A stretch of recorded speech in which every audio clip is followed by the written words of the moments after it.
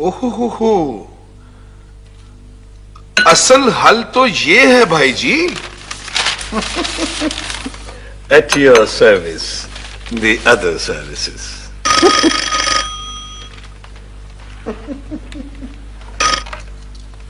Hello. Kaiser sahab sir, hold on please.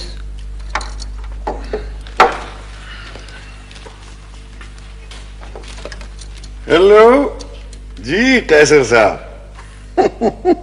जी यहाँ तो आपके मोहसिन आए हुए हैं। हाँ जी, जवार हुसैन तकड़ साहब। आप मिल लीजिएगा, बाद में मिल लीजिएगा। जी हाँ, वो तजम्मुल के कत्ल का मैंने सुन लिया है।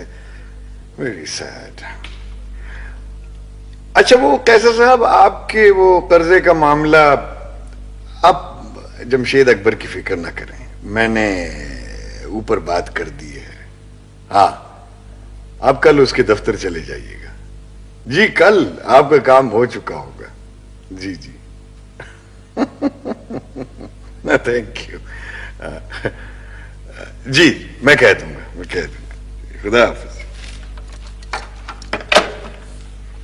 वो कैसर साहब थे, आपको सलाम कह रहे थे। कैसर साहब? वो कैसर साहब जिनके बेटे का आपने मसला हल कर दिया था। अच्छा, मसले तो सारे आप हल करने वाले हैं जी कमाल साहब। हम तो बस एम ही हैं। आपने तो एहसान करने की कंपनी खोल ली है हम पर। कंपनी कंपनी बहादुर। नहीं तकर साहब, बस आपकी खिदमत की ख्वाहिश है बस। हाँ भाई जी, हमारे तो और भी बहुत रफड़े हैं अभी। तो आप हुक्म करें तकर साहब। अभी नहीं भाई जी, अभी इजाजत दें। अभी तो ये नुस्खा इस्तेमाल करूंगा। As you like. Thank you. Thank you for coming. Thanks for coming.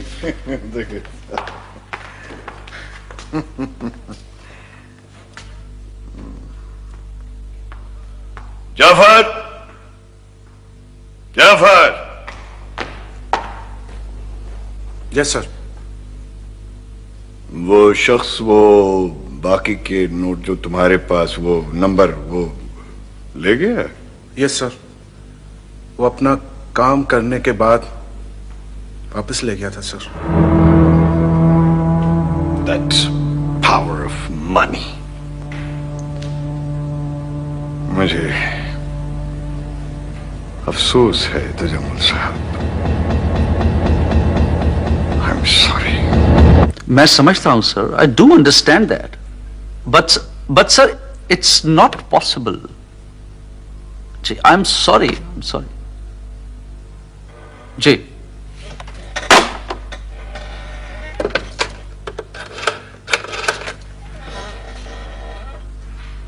हाँ भाई, कौन साहब आए? भेजो उनको। अस्सलाम वालेकुम।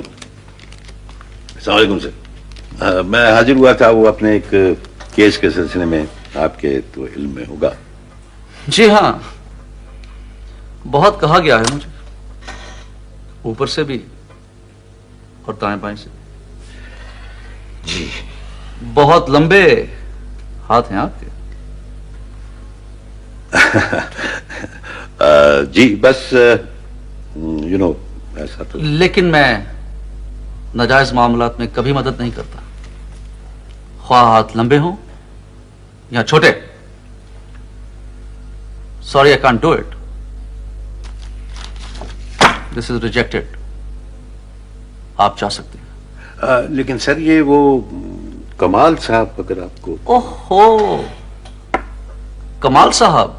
जी तो वो हैं आपके। आई सी, आप जा सकते हैं।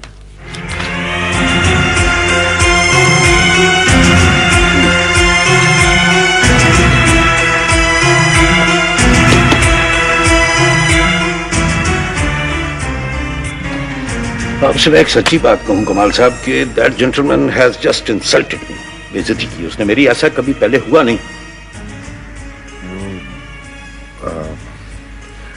वो कंप्यूटर प्रोग्रामिंग में शायद कोई गलती रह गई है। मैं देखूंगा, आई एम सॉरी, मैं देखूंगा। फिलहाल कोई और रास्ते इख्तियार करते हैं ताकि ये शख्स बीच में ना आए। ये क्या है, व्हाट्स हिज नेम? हाँ, वो वैसे कमाल साहब मैं आपसे एक अर्ज करूं बात, पता नहीं आप मुझसे इत्तेफाक करेंगे कि नहीं। या प्लीज, क्या बात? ये सर्विसेज जो है ना, इनमें जब तक कोई अपना आदमी ना होना बात नहीं बनती। अपना आदमी? अपने आदमी से मुराद है कोई भाई, भतीजा, चचा, मामू, बहनोई या दामाद।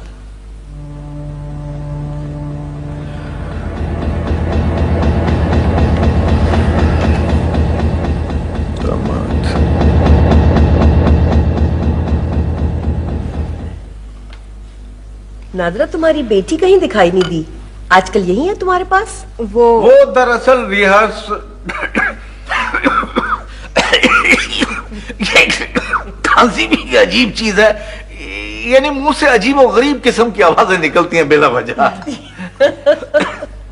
मसूद भाई, वैसे आप हैं बहुत दिलचस्प, वेरी इंटरेस्टिंग। कुछ और बाज़ाव ख्वातीन ने भी मेरी बातों के बारे में इसी राय का इजहार किया था। वैसे मेरी बेगम को मेरी बातें जहर लगती हैं। इनका ख्याल है कि मुझे सोसाइटी में बैठकर हाँ करना चाहिए। बहुत विटी होते जा रहे हैं। साजिद भी बड़ा विटी है। उसे तो वो लतीफा बहुत ही पसंद है। कौन सा लतीफा? वो लतीफा है ना, एक बच्चा अपने उस्ताद से पूछता है कि अगर अल्लाह मियाँ ने हमें मिट्टी से बनाया है तो फिर जब हम पानी पीते हैं तो कीचड़ क्यों नहीं बन जाते? बहुत बहुत अच्छा लतीफा। वाह वाह वाह वाह, क्या लतीफा है, वाह भाई, जबरदस्त हिस्से मजा है आपके बेटे की। जो नौजवान ये लतीफा सुनकर हंसते हंसते दोहरा हो जाए, सबका फर्ज है कि उसे पकड़कर सीधा करते हैं। बहुत विटी होते जा रहे हैं। तुम्हारे सोने का टाइम नहीं हो गया? हाँ, वैसे मेरा तो हर वक्त सोने का ही वक्त है और किसी दिन इसी तरह सोते सोते हमेशा की नींद सो जाऊंगा। ओहो, संभल के मसूद भाई, संभल के। ये क्या जगह जगह पे कालीन को दोहरा किया हुआ है ताकि मैं ठोकरें खाता फिरूं। आदत है इनको मजाक की। नादरा, अपनी बेटी से तो मिलवाओ भाई। अगर आप इजाजत दें तो मैं आपसे एक बात पूछूं? मैं इजाजत नहीं दूंगी। पता नहीं आप क्या पूछ लें। चले रहने। अच्छा नहीं, ऐसे तो उलझन रहेगी ना। ओ, उलझन तो नहीं रहनी चाहिए, लेकिन हो सकता है इससे आपकी जाती जिंदगी में मुदाखलत हो। जाती जिंदगी? वो क्या होती है? भाई, वो जिंदगी जिसमें इंसान अपनी मर्जी का खुद मालिक होता है और जो चाहे वो करता है। मेरी तो ऐसी कोई जिंदगी नहीं। अच्छा, वो बात क्या थी? उस दिन जब मैं आपको यहाँ छोड़ के गया था, आप मुझे सड़क पे मिली थी। आप बहुत डिस्टर्ब लग रही थी, क्या बात? वो सुबह मैं खौफजदा थी। खौफजदा? किस? वो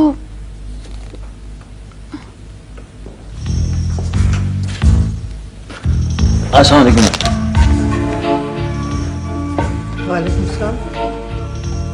आप लोग इकट्ठे, मेरा मतलब है आपका पूरा ग्रुप एक साथ नहीं आता है?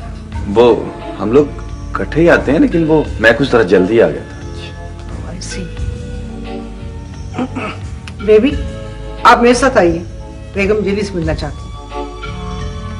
बेगम जली? वो आप क्यों चाहती हैं मैं उनसे मिलूं? वो औरत मुझे अच्छी नहीं लगती। I don't want to see her. मैं नहीं मिलूंगी उससे। What?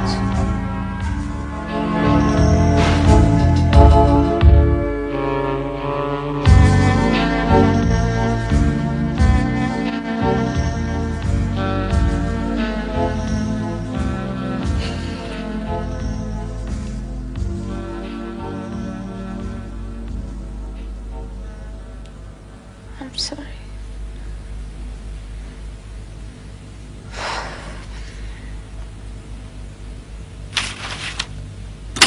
Item number 7, invoice number 13G,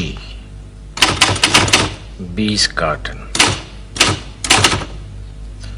item number 8, invoice number पता नहीं क्या लिखा है, HK।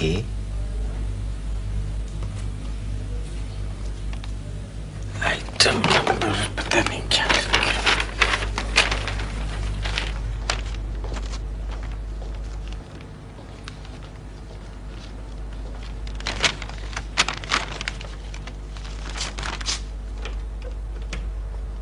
अनवर साहब, पता नहीं अनवर साहब कहाँ गए।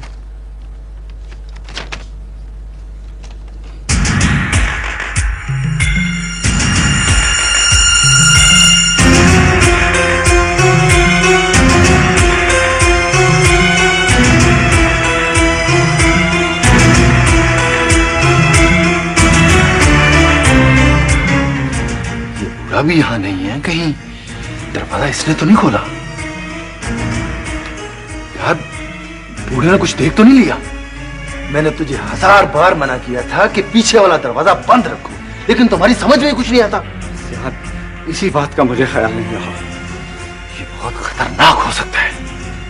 किसके लिए? हमारे लिए या उस बूढ़े के लिए?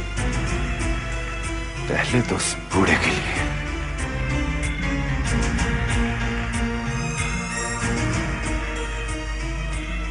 तो जनाब, आज अब्बू के स्कोर अर्ज पर 50 साल पूरे हो जाएंगे। मियाँ अब्बू ने बड़ी देर कर दी आने में। एक तो मुझे ये समझ में नहीं आता कि लोग सालगिरह पे केक ही क्यों मंगवाते हैं। भला मीठे चावल हो जाए, कोई सालन हो जाए मुर्गे का तो बात भी है, और मीठे चावलों की प्लेट में मोमबत्तियां गाड़ कर उन्हें बुझा दे। अरे बेटा जाने दो, मुझे तो मोमबत्तियां बुझाने वैसे ही बदशगुनी की बात लगती है। मम्मी आप भी कमाल करती हैं वैसे। अब्बू अरे आपने इतनी देर कर दी, बच्चे कब से आपका इंतजार कर रहे हैं? मेरा इंतजार? और क्या? क्यों अब्बू, आज आपकी सालगिरह है। लाओ मैं काट दो केक।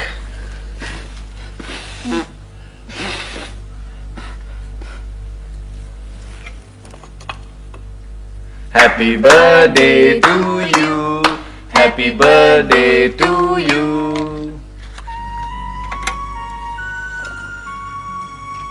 क्या बात है, आप परेशान से दिखाई दे रहे हैं? कुछ नहीं, मैं बस थक गया हूं। अब्बू केक तो खाते जाएं। अरे हाँ,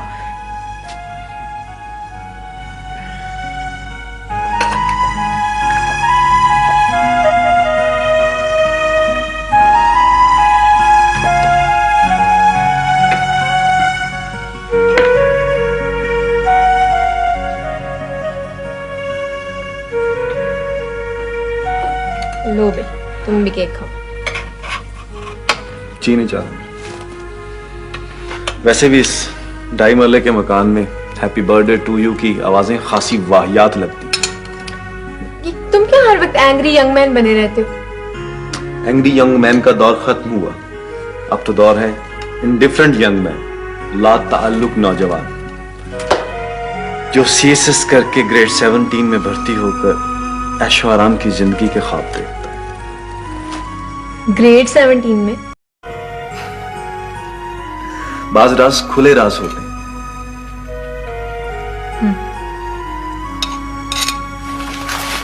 चाय भी नहीं कर रहा मेरा।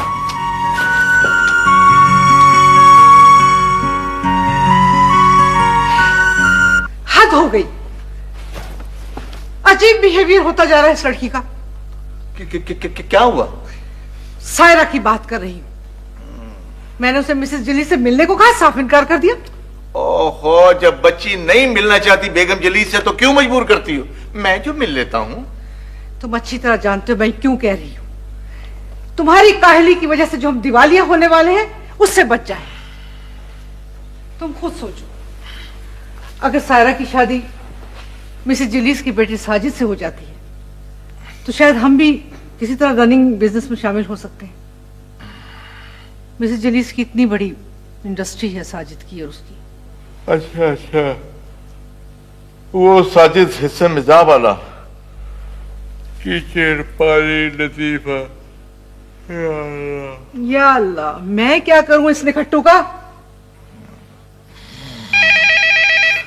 कौन है कौन है कौन? मैं कहाँ हूं? जहन्नुम में। वाह, जहन्नुम जहन्नुम का साथ हेलो? है गोया। मैं सायरा से बात करना चाहता हूँ, बेगम नादरा मसूद। मैं कितनी मर्तबा कह चुकी हूँ तुम मुझसे बात नहीं कर सकते। शौर माजी व शौर हाल दोनों अज़ाब हैं।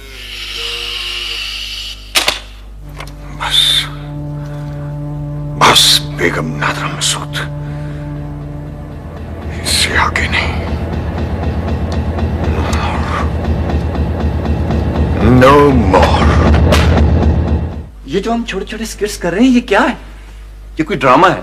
कोई थिएटर है? फाइल आता जाता कोई नहीं, चलो चलो। भाई जिंदगी इन टुकड़ों से बहुत बड़ी है और बहुत ज्यादा मार देने वाली है। नहीं, तुम्हारा क्या मतलब है कि मैं अपने जिंदगी के अलमियों पर थिएटर बनाऊं?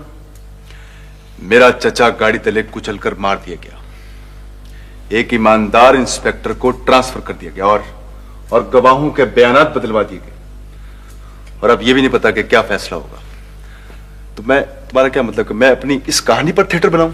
मगर फिर भी देखो असद, और आप सब लोग भी सुने, जैसे मेरी बिखरी हुई जिंदगी है ऐसा ही बिखरा वो मेरा थिएटर भी होगा। अ थिएटरिकल कोलाज। तुम्हारा थिएटर। देखो यार असद, प्लीज, अब देखो मैं अब मजीद फलसफा नहीं बोलना चाहता, प्लीज। यार तुम लोग कुछ ख्याल करो, कैसी बातें कर रहे हो? खवातीन बैठी हुई हैं यार।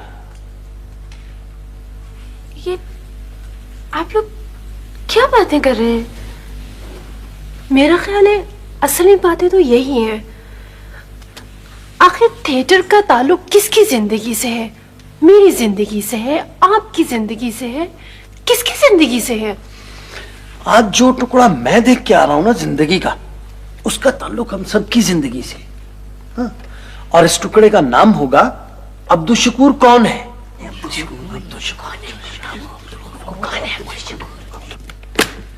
हाँ बेगम साहबा, आपकी वो जो हॉस्पिटल रोड वाली बिल्डिंग है वो बड़ी अच्छी कीमत पे बिक जाएगी। आप जरा मसूद साहब से मशवरा कर लीजिए। मसूद साहब क्या करेंगे?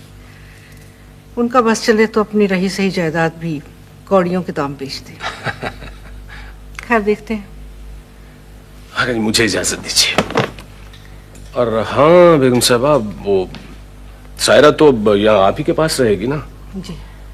मेरा मतलब है कि वो अब से बेजा, उसकी जरूरत तो नहीं है अब।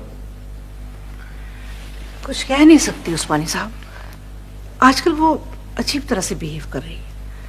बाज़ दफा तो बिल्कुल अपने बाप की तरह लगने लगती है। बेगम साहबा जी, कोई साहब आपसे मिलने के लिए आए हैं। कौन है? सईद कमाल नाम बताया जी। सईद कमाल? जी हाँ। भेज दो। अच्छा जी। अच्छा बेगम साहबा, मुझे इजाजत दीजिए। बैरिस्टर साहब, आप भी यहाँ ठहरे, आपकी कानूनी सलाहियतों की जरूरत पड़ेगी। आप तो दूसरों को ज़हनी मरीज साबित करने के माहिर हैं। न्यूरोटिक, साइकोटिक, साइकोपैथिक, फिर क्या साबित करने जा रहे हैं आप मुझे? आप यहाँ कैसे? मैं यहाँ कैसे? अच्छा सवाल है।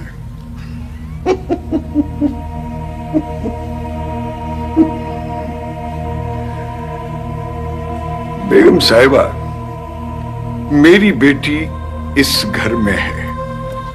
आपने मुझे उससे फोन पर बात नहीं करने दी।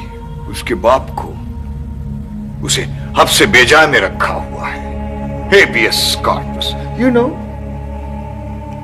मैं आपको इस बात की हरगिज़ इजाजत नहीं दूंगी कि आप मेरे घर में खड़े होकर मुझी से इस लहजे में बात करें। और मैं भी किसी शख्स को इस बात की इजाजत नहीं दे सकता कि मेरी बेटी को इस घर में कैद करे।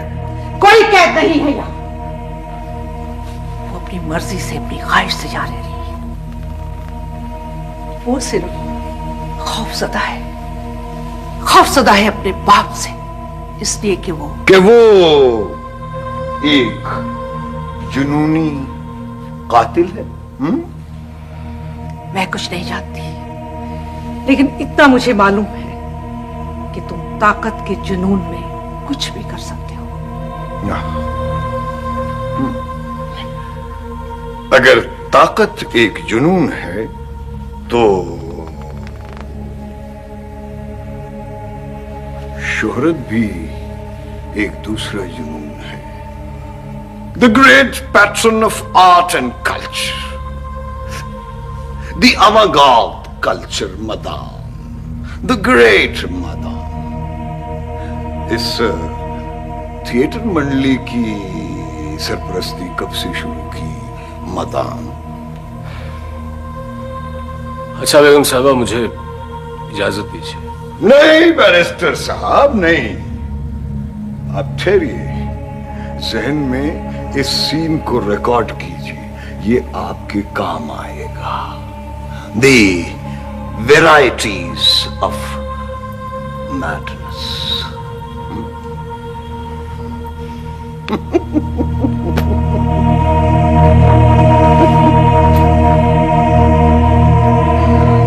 तो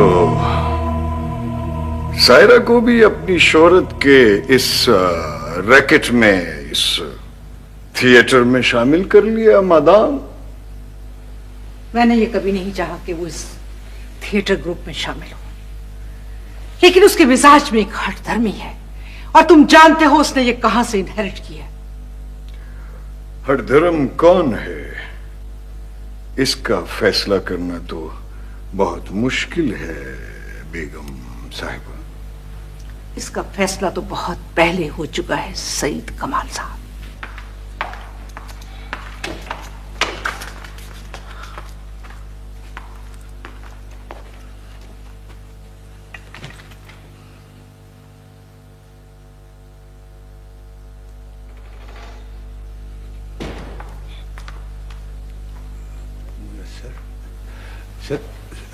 सर, आप अब और कहीं जाएंगे जी?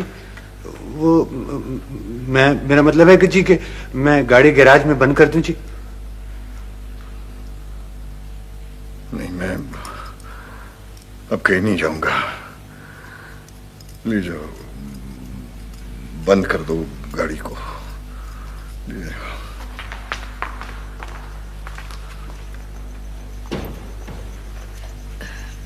बेबी साहिबा नहीं आई साहब जी? सायरा बेबी नहीं आई। बेबी साहिबा, सायरा नहीं आई। उस जिद्दी धर्म औरत ने मुझे उसे मिलने तक नहीं दी है? और तुम पूछती हो बेबी साहिबा नहीं आई? मैं पूछता हूं, अब सायरा के लिए उसके दिल में कौन सी मोहब्बत ऊत कर आई है, बताओ। वो मैं जी साहब जी, तुम्हें तो याद होगा। हाँ, तुम्हें जरूर याद होगा जब वो सायरा को रोता हुआ छोड़ जाती थी तुम्हारे पास सारे दिन के लिए, महफिलों में इतराते फिरने के लिए, तकरीबात में नुमाया होने के लिए। अब ये कैसी मोहब्बत है? No no no no, I can't accept it. जानता हूं उस औरत को, ना, मैं अच्छी तरह जानता हूं उस औरत को।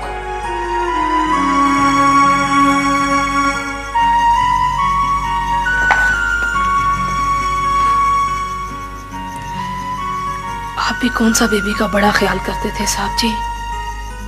आप तो शायद बेगम साहिबा का भी ख्याल नहीं करते थे। मुझे तो सब कुछ पता है। वो लड़ाइयां भी, और फिर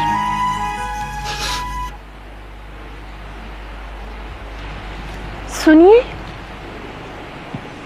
जी कुछ पता चला अब्दुल शकूर कौन है? जी हाँ, उस दिन इस सवाल का जवाब तो नहीं मिल सका कि अब्दुल शकूर कौन है, लेकिन जानी ने जो वाकया सुनाया था ना, वो वैगन वाला, हम अपने ड्रामे में उसका कोई ना कोई सीन या कुछ ना कुछ बनाएंगे जरूर। आप आएंगी ना? हाँ, देखिए अगर टाइम हुआ तो जरूर आएंगे।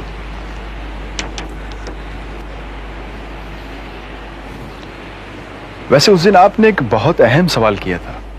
वो क्या? यही कि हमारे थिएटर का ताल्लुक किसकी जिंदगी से। आप अगर माइंड ना करें तो मैं यहाँ बैठ जाऊं? मेरा ख्याल है बाहर कहीं खुली फिजा में ना चले। जी।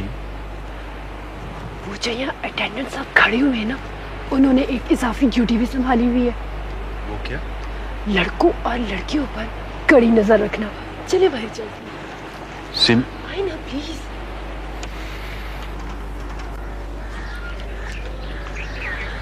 एक्सक्यूज मी, आप बुरा तो नहीं मनाएंगे? किस बात का? दरअसल मैं लंच अपने साथ रखती हूँ, अंदर में इसलिए नहीं खाती हूँ कि वहाँ लोग जो बैठे हुए हैं ना, वो मुझे खा जाने वाली नजरों से देखते हैं। शायद वो लोग मेरा बर्गर खाना चाहते। वैसे आप बहुत हाँ, आप भी खाइए ना प्लीज। नहीं, थैंक यू वेरी मच। हाँ भाई, आप क्यों खाएंगे? अच्छे खासे माकूल से शख्स हैं और थिएटर परिया के डायरेक्टर, और यूँ रात चलते फिरते खाना कुछ अहमक नहीं लगेगा? और मुंह में केचप भी तो लग सकता है। नहीं, खैर ऐसी तो कोई बात नहीं। आप कहती हैं तो मैं चख लेता हूँ। दरअसल मैं आपका लंच नहीं खराब करना चाह रहा था, तो हम एक बात डिस्कस कर रहे। हाँ, थिएटर एंड लाइफ।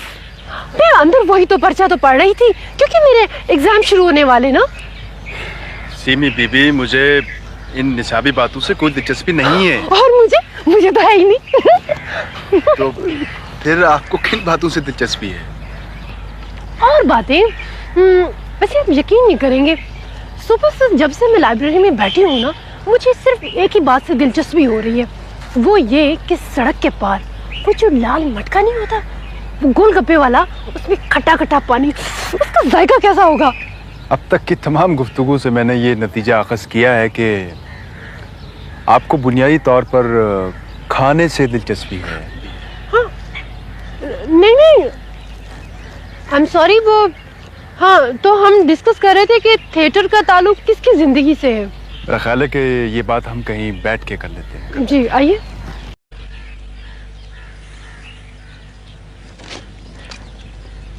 हाँ, तो अब सुनिए बीवी, थिएटर का ताल्लुक आपके इस बर्गर से है जिसे खाते हुए लाइब्रेरी में लोग आपको घूरते हैं। थिएटर का ताल्लुक उस अटेंडेंट से है जो लड़कों और लड़कियों पर कड़ी निगाह रखता है। थिएटर का ताल्लुक आपके उस सुर्ख मटके से जिसमें पता नहीं क्या है। और थिएटर का ताल्लुक इस शदीद गर्मी से है, मुझसे है, आपसे है, और उन बहारों के आखिरी फूलों से है जो गर्मी में झुलस रहे हैं। और थिएटर का ताल्लुक मेरे उस बेगुनाह चचा से है जिसे गाड़ी तले कुचला जाता है। और थिएटर का ताल्लुक उस साफी से है जिसे डंडों से मारा जाता है। और थिएटर का ताल्लुक उस अब्दुल शकूर से है जिसके बारे में पता नहीं कि वो कौन है। मेरा ख्याल है कि मैं अब आपसे इजाजत लेता हूं। खुदा हाफिज।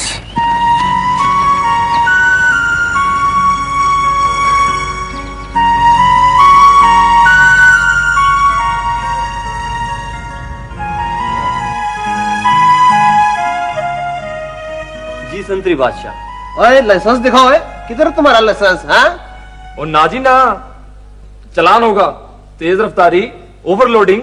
कांस्टेबल साहब, चलान ना करें, मैंने घर जल्दी पहुंचना है। नहीं सायरा, तुम समझी नहीं। तुम इस वक्त अपनी उम्र में 20 साल और डाल लो, मतलब कुछ 40-50 साल की, मतलब तुम इस वक्त फील करो अपने आप को। और देखो, तुम्हें वैगन में एक तो जगह बहुत मुश्किल से मिली, और फिर तुमने घर भी जाना है। ये सारी प्रॉब्लम्स अपने अंदर इसको फील करके जब बोलोगी तो फिर तुम इसको मुखातिब करो। हाँ, प्लीज ट्राई करो। हाँ, बोलो।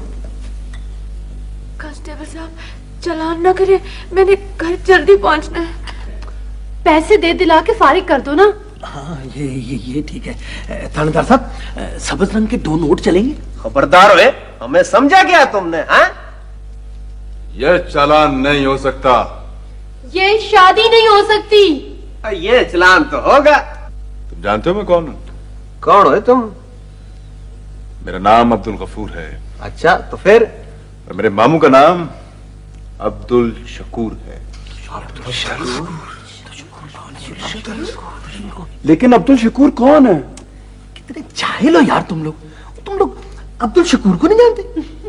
अब्दुल शकूर को नहीं जानते ये लोग?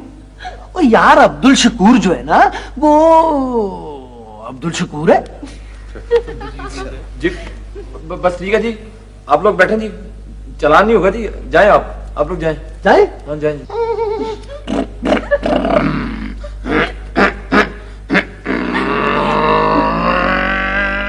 बेबी, जरा मेरे साथ बाहर आओ। मामा, एक बात तो बताए। क्या बात? अब्दुल शकूर कौन है?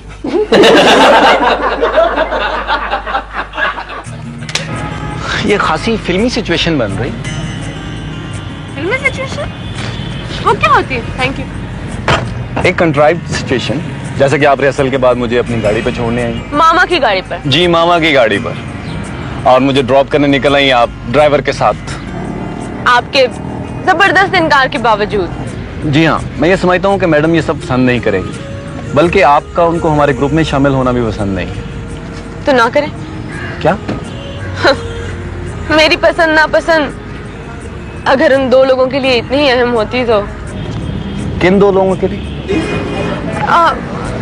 कुछ नहीं। मुझे पता चला आपके पापा आए हुए थे। पापा आए थे? लेकिन मुझे तो किसी ने नहीं बताया। क्यों नहीं बताया? मामा ने भी नहीं बताया। बड़ी अजीब बात है। हाँ, वही दिन जिस दिन आपकी मामा आपको रिहर्सल से उठा के ले गई थी, अब्दुल शकूर वाले दिन। उस दिन तो वो जबरदस्ती मुझे बेगम जलीस के घर ले गई थी, और वहाँ वो उनका लड़का भी, क्या नाम है उसका, साजिद, वो। ओह, आई सी। साजिद। मामा को ऐसे नहीं करना चाहिए था। लेकिन आपको ऐसी बात का कैसे पता चल गया जिसका मुझे भी पता नहीं? वो इत्तेफाक से आपके मुलाजिम से। बाज़ औक़ात इंसान अपने से ज्यादा दूसरों की जिंदगी में दिलचस्पी लेता है। क्या इसे दूसरों की जाती जिंदगी में मुदाखलत नहीं कहते? लेकिन आप तो कहती थी आपकी कोई जाती जिंदगी नहीं। शायद अब बन रही है आहिस्ता आहिस्ता जाती जिंदगी। अकेले ही?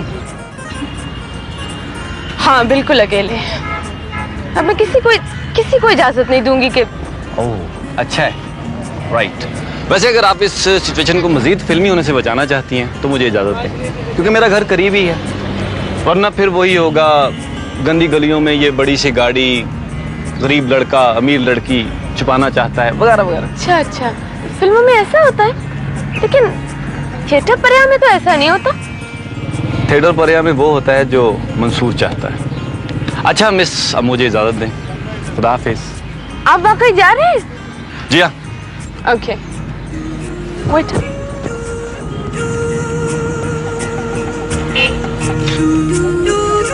लतीफ, तुम पीछे बैठ जाओ, मैं चलाती हूँ।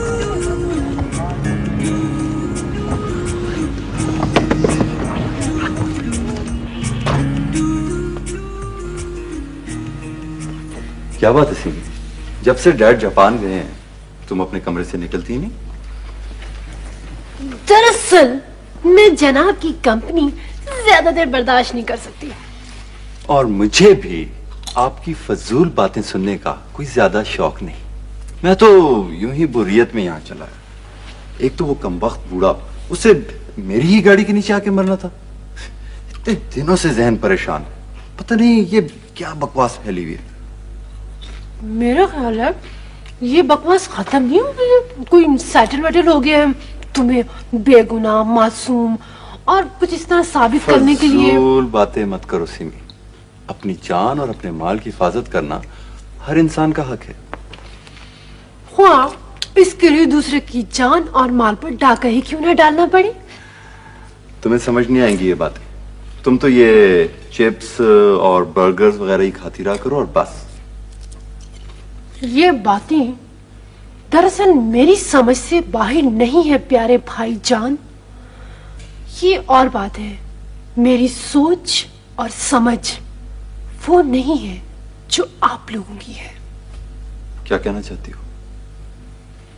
यही जो कुछ इस घर में होता हुआ देखती आ रही हूं, किस तरह हम अमीर से अमीर और अमीर से अमीरतर होते चले गए, इसकी डिटेल बताओ। घर की औरतों को इन मामलात में टांग अड़ाने की कोई जरूरत नहीं, समझी? नफरत है मुझे सोच से। चले जाओ तुम मेरे कमरे से, चले जाओ।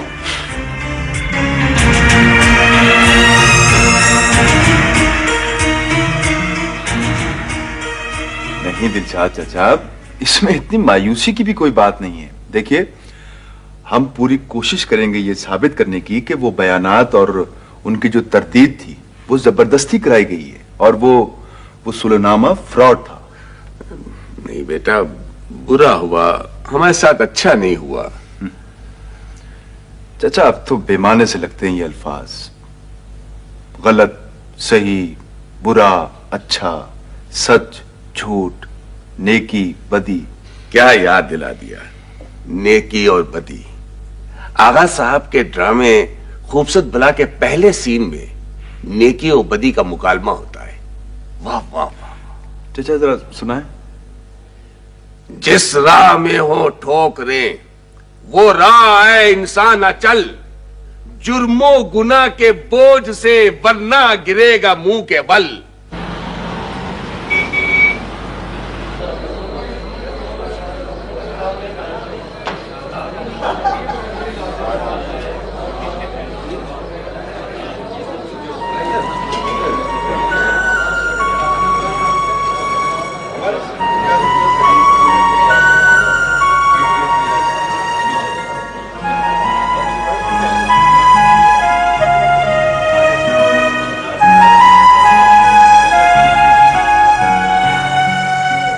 से मसले ने इतना परेशान किए रखा। अरे बेटा, ये मसले इतने आसान नहीं होते। ये तो खुदा का शुक्र है कि केस हमारे हक में आसान हो गया, वरना तो ये आसान नहीं था अंकल, आसान बनाया गया था दी अदर सर्विसेज। बहरहाल आइंदा नो रैश ड्राइविंग, ओके? इसमें मेरा कोई कसूर नहीं अंकल, सारा कसूर इन रैश गाड़ियों का होता है। वो बाबा, रैश गाड़ियों को होता है, लेकिन आइंदा रैश ड्राइविंग तुमने नहीं करनी। As you wish, uncle. हाँ,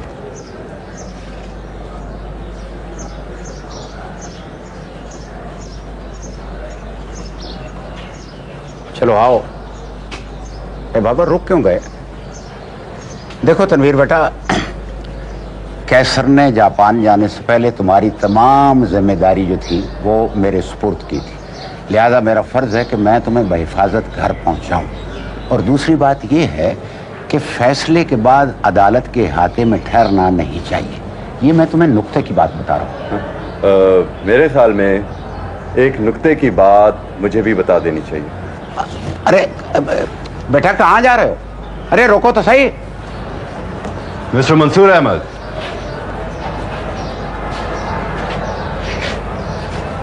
हरिया थिएटर के रिंग लीडर,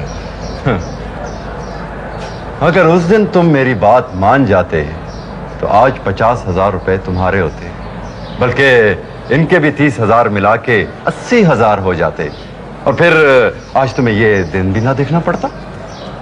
चले जाओ यहां से। 80,000 में तुम्हारा थिएटर तमाशा तो खूब चल निकलता।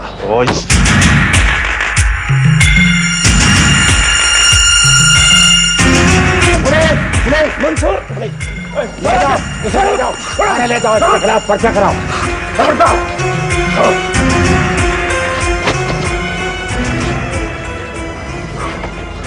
छोड़ दो इसे।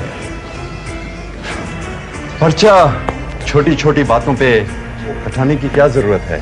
कल आप जाएं, ये हमारे आपस का मामला है।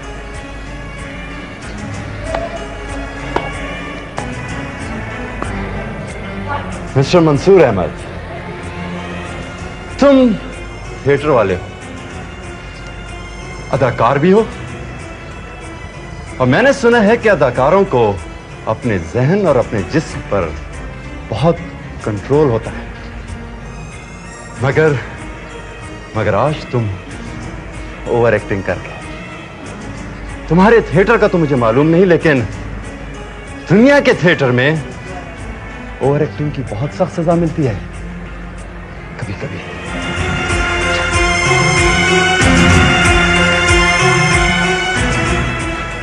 छोड़ो यार मंसूर, वो गैडेट यार, चलो वो गैडेट। उसका हाथ मेरे गिरेबान तक पहुंचा, उसने मेरा गला दबाने, मुझे मार डालने की कोशिश की। पूछ रहा था, बता तेरी पुष्पनाही कौन कर रहा है? That bloody actor. जाने दो भी तनवीर, छोड़ो, अब इसे क्या सजा दोगे?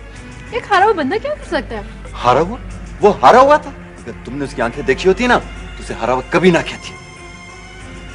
मगर अब उसे हारना होगा, अपनी जिंदगी से ही हारना होगा। यहां बहुत से ऐसे लोग मिल जाते हैं जो चंद रुपयों की खातिर किसी को भी, और मैं दो चार ऐसे लोगों को। अहमक बने की बातें मत करो तनवीर, करती भी नहीं है। देखो तनवीर, अब जो किस्सा खत्म हो गया है उसे खत्म हो जाने दो। मगर अब ये किस्सा किसी के खत्म होने पर ही खत्म होगा। तुम क्या समझते हो इंसानों की जिंदगी खत्म करने का इख्तियार सिर्फ तुम्हारे पास है? तुमने पहले क्या कहा? तुम उसकी हिमायत कर रही हो अपने भाई के मुकाबले में, उस 2 टके के घटिया भांड की हिमायत कर रही हो। सिमी, तुम देखो तनवीर, मैं तो सच्ची सच्ची बात करती हूँ। अच्छा बाबा, जो गुस्से को थूको और ये ठंडा ठंडा तुम खरबूजा खाओ। और कुछ नहीं तो 2-4 माह के लिए तो अस्पताल में रहना पड़ेगा उसे। ये तो कोई मुश्किल काम नहीं, हाथ पांव तुड़वाकर फेंक देंगे कहीं।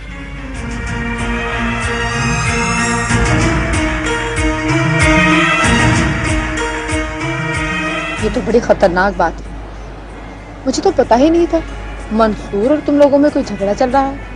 और तुम्हें देखो, इस सब कुछ के बावजूद उसके थिएटर में भी चली गई और उससे मिली भी, और शायद क्या तुम जानती होगी।